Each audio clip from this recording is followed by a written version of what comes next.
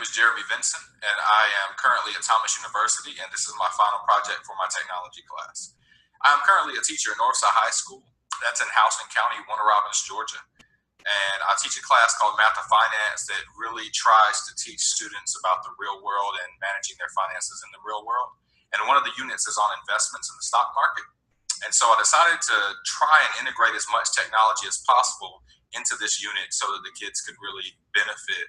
So I tried to design a project in order to really get the students involved with researching different stocks and companies and seeing how they rise and fall, and really getting an idea of how they could possibly invest in their future. One of the first things I did was design a website that I could use in order to actually have the students go to and watch videos on the website and interact with each other. And so my website is thegreatvinson.doomby.com. And so here's just the home page. I got a couple of memes. Mr. Vinson has made America great again by creating this website, stuff like that, little fun stuff for our students. But on the side here, you'll see all kind of different videos. And the recent ones were the stock market project videos because that's what we've been working on. But students can go to my website, click on the great videos at the top. They could basically search. There's a search place over here on the top right-hand corner of my website where if they just type in stock market, they will see all the 4 videos that we used with this project and this unit. They can click on any of them and find out more information about what they're supposed to do. There's also, at the very bottom, there are comments that students can leave. A series of tops here in this. So down here at the very bottom, they can leave a comment. I love this video. It taught me a lot. Stuff like that. They can sign in through social media, Facebook, Twitter, etc., or they can log in by the website and create their own account. This is a program or an application called Discuss, and it allows students to log in through social media and actually connect with one another online. So I like that that was a part that I could add to my website. It really kind of made the project a little bit more interesting. It made the feedback that I can get from students more interesting online. I found some really great online instructional videos just to introduce the students to what the stock market is and how it works, just by searching on YouTube. Here's an example of one right here. Our friend goes to an investment banker and shows him the record of the oil drum manufacturing companies. And basically it's a cartoon that explains how stocks and companies come to existence from nothing. It starts off by talking about an entrepreneur who can build a company at a private organization and then eventually turn it into a public company, eventually get other people or shareholders to buy into it so that they can make more money and grow their company. Another video I found was an introduction to the stock market, how the stock market works. This is a video that has a lot of the good terminology that the students need to know and understand in order to become familiar with the stock market. At that moment of what investors think the company's ability to make money in the future is worth. The third video that I chose actually was made by a college student. I wanted to pick this video because I wanted to show the students that they could actually invest in the stock market at a young age. One of the biggest things we try to teach the kids is that investing in the stock market at a young age can make you a lot more money in the long run than waiting until you're 40 or 50. And the last video that I chose for them was specifically about the math behind the stock market and how people make good decisions about what companies to invest in. After starting out with some introductory videos on the topic and having students take guided notes on them, I started to quiz them over some of the basic terms. And one of the great apps I found online to do this with is quizzes. I knew about Kahoot before this class, but I didn't know about quizzes. I like quizzes better, especially for topics like this, because there's so many terms that it allows students to work on their own device, and there's no time limit or anything like that. I got a lot of good feedback information from the students about this. I'll show you a couple of my quizzes on the website that I found or created. Stock market, just 10 questions. There's a stock market vocab one that is 19, another stock market vocab that's 26. In combination with quizzes, I also had on my website, I had specific blog entries and quizzes and polls that students could go to and actually give me feedback on what they knew or what they didn't know or what they had found out through their research. I took all the stuff for the stock market down because I'm currently grading it, so I don't want it up there where students can still post late. But here's an example of one that I did before over the first day of school, and I can show you an example of how students comment on it and how it kind of looks. But the example of the students commenting would be like down here. They would just comment either logging in through social media or creating their own account. This was really a fun way for me to get feedback from the kids that was different from just asking them to raise their hand in class. All of that was involved in the introduction of the stock market to the students. Once I was done with the introduction, I wanted them to start on the project. So this is the actual project. The instructions are here on the left, where students were given a copy of this that would take them all the way down to the rubric, which showed them how I was going to actually grade the project. And on the right, you'll see an example of my project that I actually did with them day by day during this process. If you look at step one was to create a Word document or a PowerPoint presentation. The students got to choose which form of technology they would use for that, which application. Many students chose PowerPoint because they were more comfortable with it as far as making graphs and inserting pictures and things like that. I chose PowerPoint to create my example, and this was my title page. Step two was to create an appealing title page with the name, class, period, and date.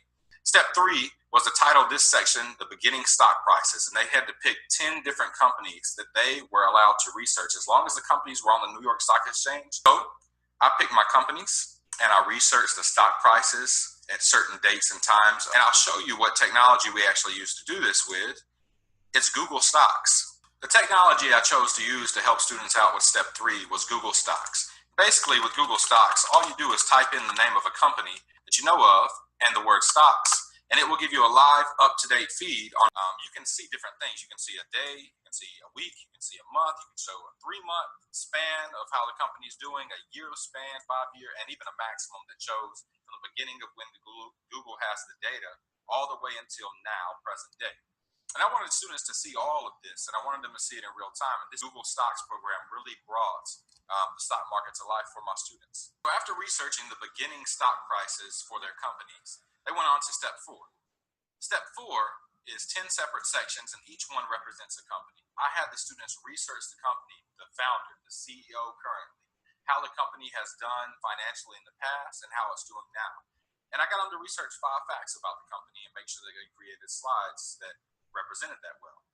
I'll show you an example of some of the companies that I've researched. A lot of the kids are into video games, so I researched Take-Two Interactive Software. That's a big video game company. It does a lot of the sports games that students love to play. And students were able to research whatever company they wanted as long as it was a company on the New York Stock Exchange. And they learned a lot of interesting stuff. And step 5 was basically to look up 5 specific companies on Google Stocks and look at their maximum graph. So it basically showed the company's history over as much information as Google had collected from that company's history. So I showed them how to use the snipping tool, and that was one of the tools we used in order to get the information. Basically, it snips anywhere, everywhere. It's one of my favorite technological tools to use on a computer. I did WWE, Netflix, Facebook, Disney, and General Motors. Step 6, this is where the students went back and basically repeated step 3. So they went back to Google Stocks and they found out the information that was current and up to date about the stock prices at that time. So after about 5 days of researching all of the companies, they went back and they looked at the stock prices again, and they noticed some changes. Maybe the stocks had increased, maybe the stocks had decreased. Step 7 was to pretend that we had actually invested money in the stock market. So they went back to step 3, all the way back to their beginning stock prices, and they added up all the totals of the price of those shares. And then they went back to step 6, and they added all of those prices up. And they created a slide for me that showed me all their money invested and all their money they supposedly gained from investment. And then they used a formula over here in the instructions to calculate their return on investment. Did they lose money? Did they gain money? What actually happened? So this was a safe way for us to actually invest in the stock market without actually investing our own money in the stock market. My return of investment was negative 5.1%. I actually lost $60 based on my companies. And so I put a picture of Tom Brady with a crying Jordan face and Hillary Clinton because they lost recently also. It was a very sad situation. Throughout this project, I really think that technology played a huge role in how much the students learned. If we didn't have technology, if I was just trying to do this through books or worksheets, I really don't think the students would have learned a lot and gotten the experience of actually investing in the stock market and seeing whether or not they would have won or lost money. In conclusion, the technology required for my final project for this class for Thomas University was all built into an actual class, unit, or project at my high school. This was the unit. It was basically the stock market unit for math and finance.